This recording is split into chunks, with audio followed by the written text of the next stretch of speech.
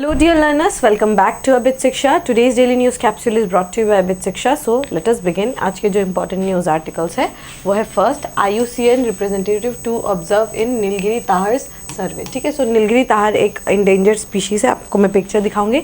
सो उसके ऊपर है कुछ आर्टिकल आया हुआ है, वो endangered species है तो उसको प्रोटेक्ट करने की बात की गई है.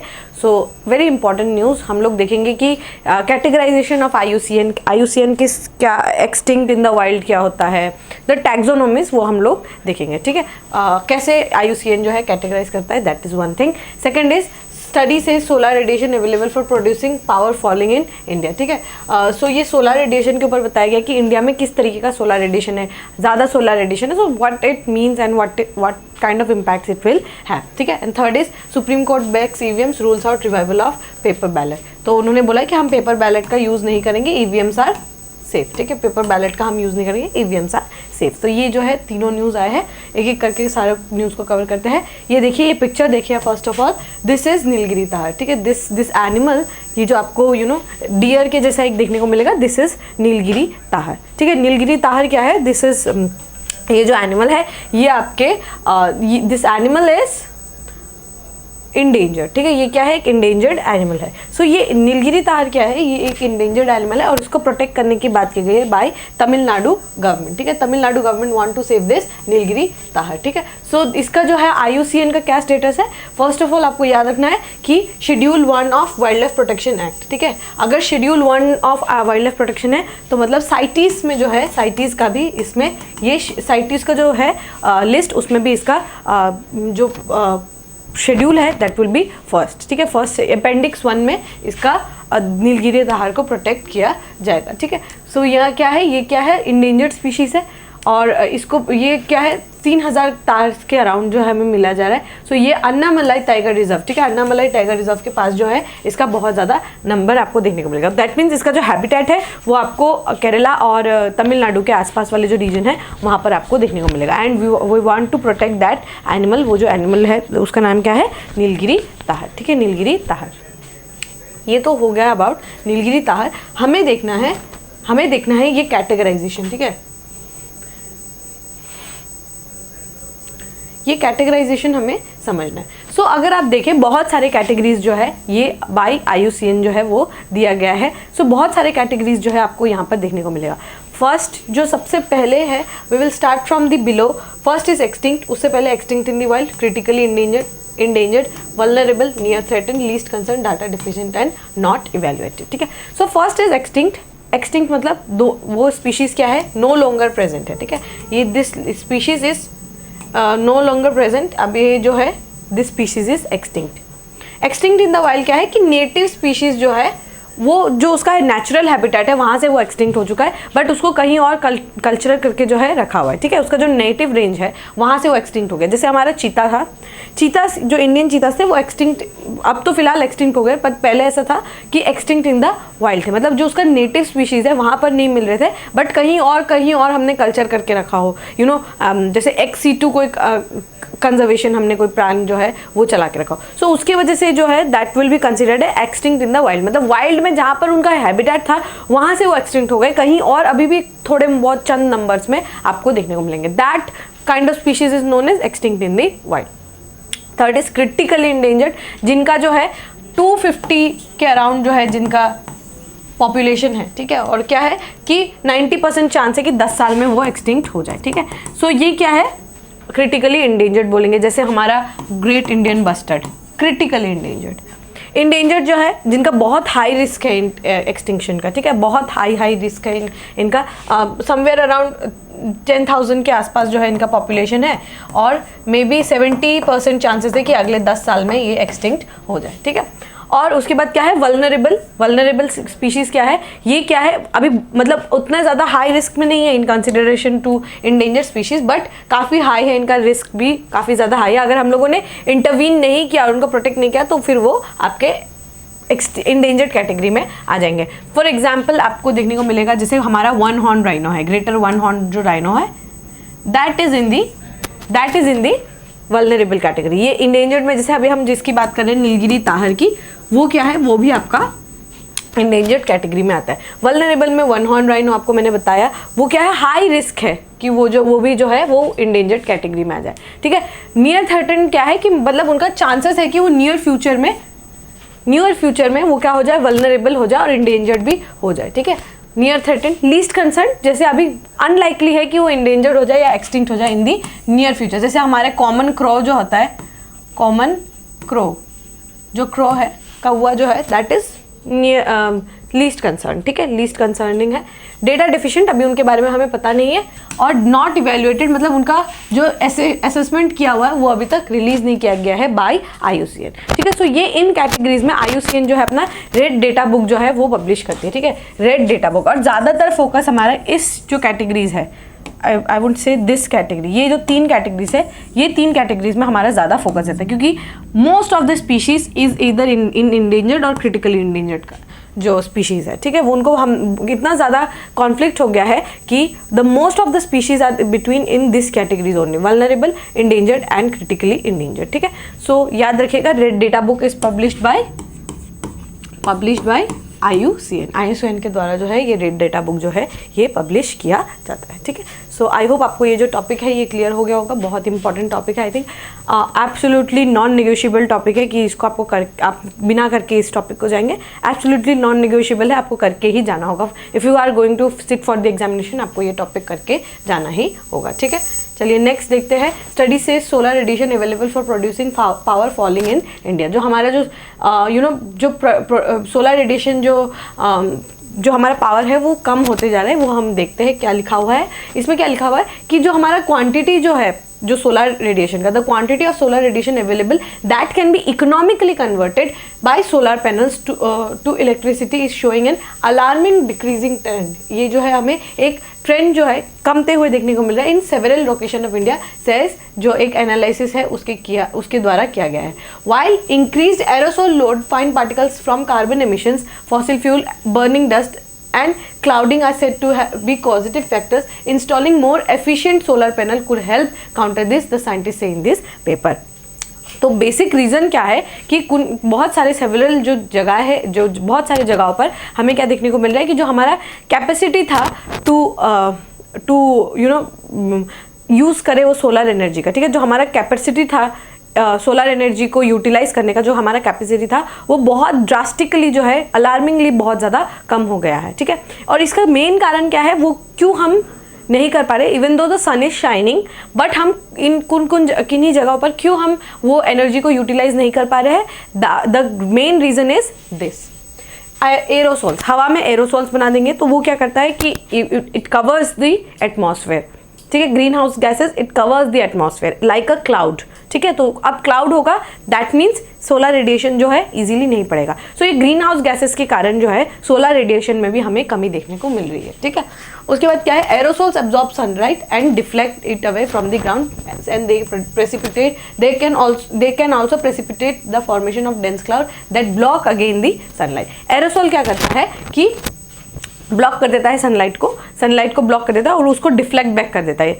मतलब जैसे एरोसोल का अगर एक लेयर है तो वो क्या करेगा, सनलाइट आएगा बट उसको डिफ्लेक्ट बैक कर देगा इन दी स्पेस, ठीक है। सो उसकी वजह से क्या है कि हाँ, क्योंकि सनलाइट नहीं पड़ेगा तो सोलर पावर को हम जनरेट नहीं कर पाएंगे। Now this aerosol is not something that is made by the environment के द्वारा नहीं बनाया गया ये aerosol. This aerosol is release by humans, ठीक है, हम और आपके जैसे लोग हम एरोसोल्स को रिलीज करते हैं। सो उसके वजह से क्या है, ये जो दिक्कत है सोलर एनर्जी नहीं पहुंच पाना, और सोलर एनर्जी अगर नहीं पहुंच पाएगा तो हम सोलर जो हम पावर जनरेट करना चाहते हैं उसमें भी हमें कमी देखने को मिलती है। बट ये कमी को किस तरीके से पूरा किया जा सकता है, एफिशिएंट सोलर अगर हम पावर्स का यूज़ करें, अगर बहुत एफिशिएंट क्वालिटी का अगर हम सोलर पावर का अगर हम यूज़ करते हैं, पैनल्स का अगर यूज़ करते हैं, तो we can tackle this issue also, ठीक है।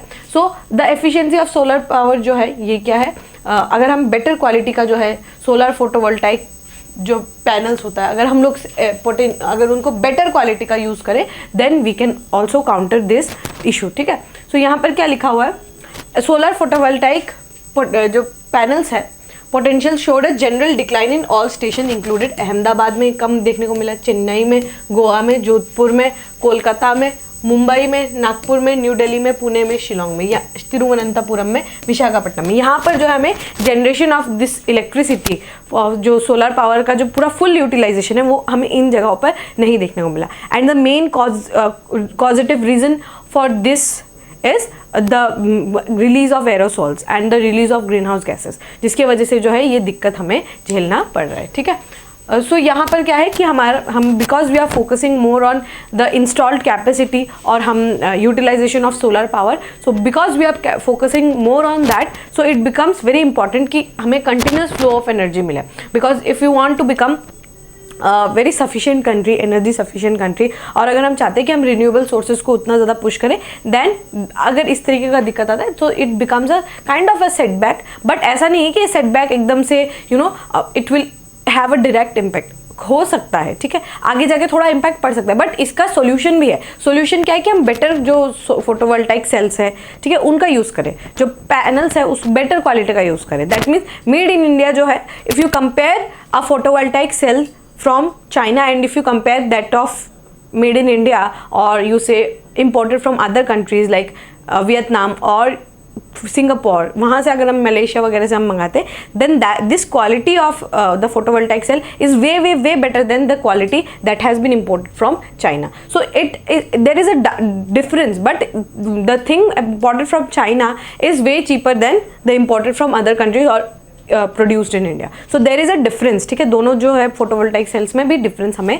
देखने को मिलता है। ठीक है, so that's something that we need to focus on. And हमें क्या है, हमने इस पर फोकस किया भी, ऐसा नहीं है कि we have just not given ample importance. ठीक है, हमने ऐसा नहीं है कि हमने बिल्कुल ध्यान ही नहीं दिया है। We have given the importance by PLI schemes, production link incentive. आप जितना प्रोड्यूस करेंगे उस हिसाब से हम आपको एक इंसेंटिव देंगे। So we have been giving out these production link incentive kind of schemes which have been helpful, but उतना लेवल पे नहीं हुआ अभी तक। ठीक है, so there is way room for improvement. हमें यहाँ पर बहुत ज़्यादा जो है रूम फॉर इम्प्रूवमेंट है, और हम क्या है कि ये जो कारण है इसकी वजह से देर हैज़ बीन इम्पैक्ट। ठीक है, ये रेडिएशन का जो इम्पैक्ट है वो बहुत ज़्यादा यहाँ पर हमें देखने को मिल सकता है। ठीक है, इन द कमिंग ईयर्स हमें और ज़्यादा देखने को मिल सकता है।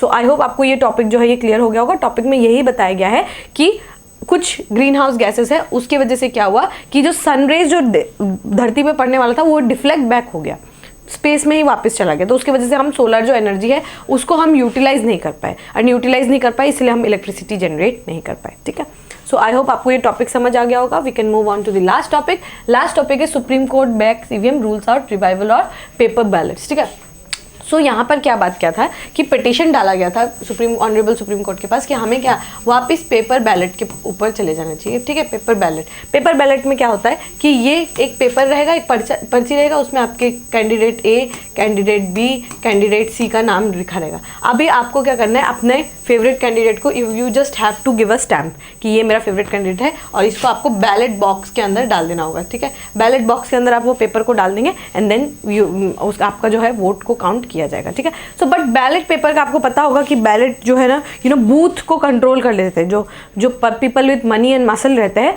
वो क्या करते हैं, बूथ कैप्चर कर लेते हैं। बूथ कैप्चरिंग की वजह से क्या होता है, बैलेट को तो इजीली मैनिपुलेट किया जा सकता है। सो वो क्या करते हैं कि जो ये पूरा बैलेट है खाली बैलेट को वो उठा के ले जाते हैं, फिर वो पर्ची पे they just give the stamp, and उसके बाद स्टैम्पिंग कर करके उसके बाद वो अपने जो फेवरेट कैंडिडेट वो उसको जिता देते हैं। So there something it was wrong, इसीलिए ईवीएम को हमने लाया है। और ऑनरेबल सुप्रीम कोर्ट ने ये भी बोला है कि देर इज़ नो चांस कि हम ईवीएम्स को प्री प्रोग्रामिंग करें। इन दिस न्यूज़पेपर ओनली, आज के न्यूज़पेपर में ये भी वर्डिक्ट आया कि देर इज़ नो चांस कि हम ईवीएम्स को प्री प्रोग्राम करके भेजें।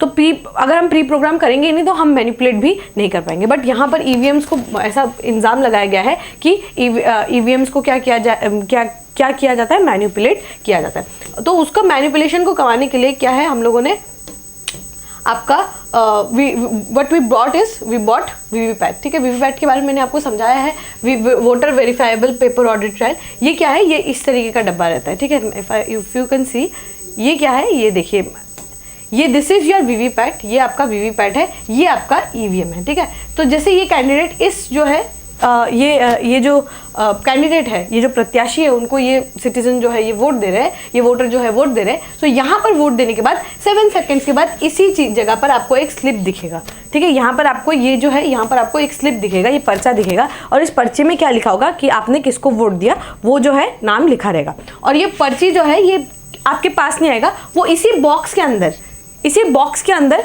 चला जाएगा। So if you have given vote to say XYZ, एक पार्टी को आपने वोट दिया, एक कैंडिडेट को आपने वोट दिया, तो आपने वोट देने के बाद यहाँ पर आपको दिखेगा वो छोटा सा पर्ची जो होगा, यहाँ पर आपको इस तरीके से दिखेगा। और छोटे से पर्ची के बाद वो क्या होगा, वो पर्ची आपको 7 सेकंड्स के लिए दिखेगा कि यस ये इनको आपने वोट किया। वो पर्ची अपने आप ही उस बॉक्स के अंदर ड्रॉप हो जाएगा। सो दिस वाज वीवीपैट, ठीक है। ये क्या है, वीवीपैट है। सो वीवीपैट का जो है ये क्यों लाया गया, पहले ऐसे इल्जाम था कि इस ईवीएम में हैकिंग किया जाता है, तो इसकी वजह से ताकि लोगों को वोटर जो है जिन्होंने वोट दिया है वो खुद ही वेरीफाई करेंगे कि यस हमने इसी प्रत्याशी को हमने वोट दिया, हमने इसी कैंडिडेट को हमने वोट किया। सो इसकी वजह से यहाँ पर उनको पता चल जाएगा, they will see this VVPAT, और वहाँ पर उनको दिख जाएगा कि हमने हाँ इन्हीं को वोट किया। तो वो क्या है, ट्रस्ट गेन करने के लिए, ठीक है। ये क्या है, ट्रस्ट गेन करने के लिए कि यस हम ईवीएम्स को हैक नहीं करेंगे। तो ये supreme court, honourable supreme court का यही कहना था कि हम क्या करेंगे, हम बैलेट पेपर पे तो वापस नहीं जाएंगे, बिकॉज ह्यूमंगस पॉपुलेशन, अगेन कितने जगह पर बैलेट को ले जाएंगे और फिर फिर काउंटिंग करेंगे। So something that will be very redundant in nature and it will take up a lot of time. And lot of time से मतलब आप सोचेंगे तो एज अ सिटीजन हमें भी बहुत लॉस है, because the government is not, जब से मॉडल कोड ऑफ कंडक्ट लगाए from the month of March, there has been no schemes announced, ठीक है। कोई भी स्कीम्स अनाउंस नहीं है, कुछ बड़े प्लान्स अनाउंस नहीं है, ना कुछ गवर्नमेंट कर रही है। सो अगर वो अगर जैसे वोटिंग के बाद रिजल्ट जो है मे बी लाइक 1 महीने में आ जाता, बट अगर अभी हमें बैलेट पेपर पे अगर हम काउंटिंग करने जाए, it would have taken like 2 महीना तो लग ही जाता, एक 1.5 महीना तो ज़्यादा एक्स्ट्रा समय तो जो है वो एक्स्ट्रा लग जाता ना बैलेट पेपर काउंटिंग करते करते। And the problem of booth capturing and other issues वो तो है ही है, ठीक है। सो वो एक बहुत बड़ा दिक्कत था जिसको सुप्रीम कोर्ट ने बोला, ऑनरेबल सुप्रीम कोर्ट ने, कि हम बैलेट पेपर पर वापस नहीं जाएंगे and EVMs are unhackable, so we can not hack EVM, और प्री प्रोग्राम भी नहीं कर सकते हम ईवीएम को। तो यहाँ पर वही सेम बात जो है यहाँ पर बताई गई है। एंड जो है वीवीपैट को जो है काउंटिंग के लिए भी बोला गया है, but it's a very tedious process and difficult process कि आप जो है हर वीवीपैट का पर्ची निकालिए and then you count and then you check. So election commission of India क्या करती है कि वो किसी भी कॉन्स्टिट्यूएंसी के 5 रैंडम जो बूथ है वहाँ जाकर दे चेक, और उसके बाद काउंट कैलकुलेट करके देखती है कि क्या वो मिल रहा है कि नहीं मिल रहा है। So this is something which has been done by election commission of India, but the opposition wants कि हर बूथ में जाकर हर वीवीपैट की काउंटिंग हो। सो ये जो है यहाँ पर चलते रहेगा जब तक इलेक्शन नहीं हो जाता, तब तक ये जो इश्यूज है वो चलते रहेंगे और ये इशू न्यूज़ में भी बना रहेगा। एंड कल का जो वोटिंग हुआ था उसमें 61% जो है टर्नओवर रहा, ठीक है। 61% जो है लोगों का वोटिंग टर्नओवर रहा, which is kind of good, ठीक है। मतलब बट यहाँ पर भी बहुत मेजर इंप्रूवमेंट की ज़रूरत है, but it was good, kind of good. अगर हम देखें पहले के परफॉर्मेंस के अनुसार इस साल हमारा वोटर टर्नआउट भी काफ़ी ज़्यादा देखने को मिल रहा है, ठीक है। सो आई होप आपको ये टॉपिक जो है यह समझ आ गया होगा। सिमिलर बातें ही यहाँ पर लिखी गई है, ठीक है। Alright, with this we have come to end of today's daily news discussion. If you have liked this discussion, don't forget to give a like and write down in the comment section. We will meet in the next discussion. Till then, take care and thank you.